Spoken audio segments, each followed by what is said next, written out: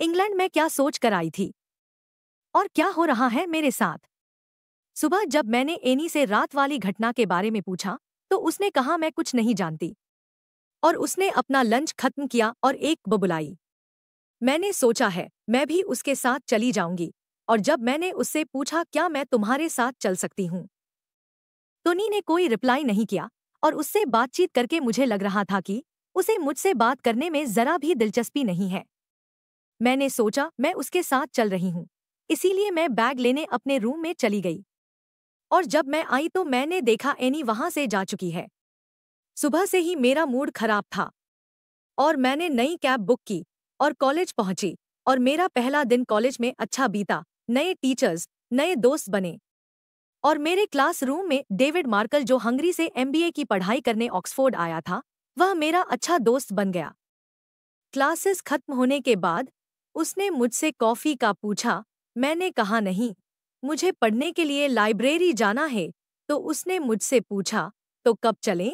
मैंने कहा अभी नहीं, अभी भी तो दोस्त बने हैं, और वैसे भी मैं यहाँ पढ़ने के लिए आई हूँ। तो उसने कहा तो मैं कौन सा ओलंपिक की तैयारी करने के लिए आया हूँ, और हम दोनों जोर जोर से हंसने लगे।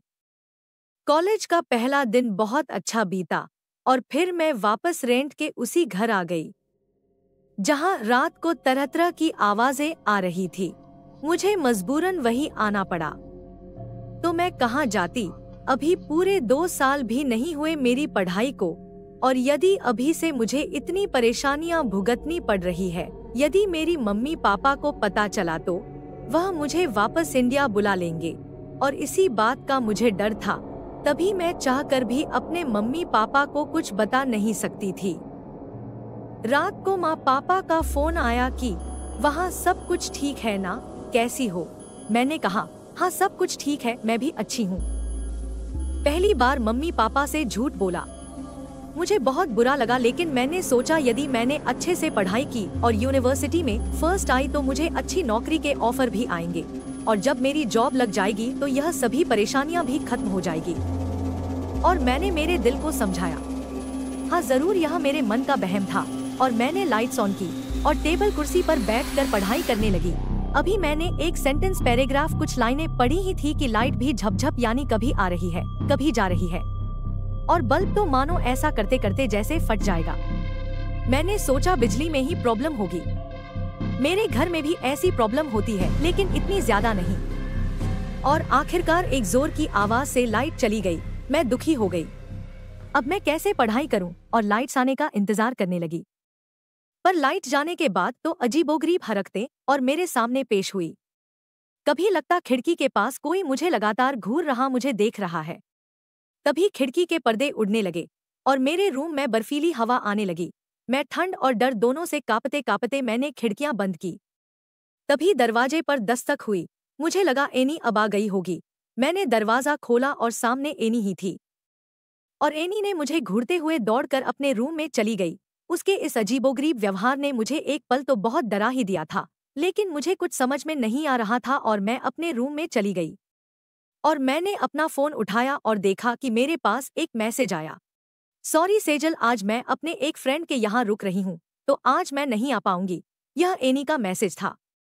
मैं डर से सहम गई। तो अभी ये कौन थी? और उसने अपनी पार्टीज के फोटो सेंड किए, और अब वह फेसबुक पर लाइव थी और पार्टी में मौज मस्ती कर रही थी, शायद मुझे जलाने के लिए। इतना पक्का था कि एनी घर पर नहीं थी। मैं मोबाइल की फ्लैश लाइट से एनी के रूम की ओर बढ़ी और उसके रूम में पहुंची। ये मेरे रूम है, चले जाओ यहाँ से। सहमी हुई आवाज आने लगी। मैंने कहा एनी तुम कहाँ हो? ये मेरा नाम नहीं। और एक डरावना चेहरा अचानक मेरे सामने आया। वो एक बच्ची जैसी कुछ थी, और तभी मैं जोर से चिल्लाते हुए बेहोश हो गई, और अगले दिन मुझे होश आया। इसी डर के माहौल में मेरे 6 दिन पूरे हो गए। शुक्र है खुदा का जो मैं अब तक जिंदा थी, पर मैं दिल से बहुत कमजोर हो गई थी और डर डर के रहने लगी थी। किसी से ज्यादा बातें नहीं करती थी, और फिर उसी घर में चली जाती थी। और फिर एक दिन यूनिवर्सिटी में कैंटीन में अकेले बैठी थी।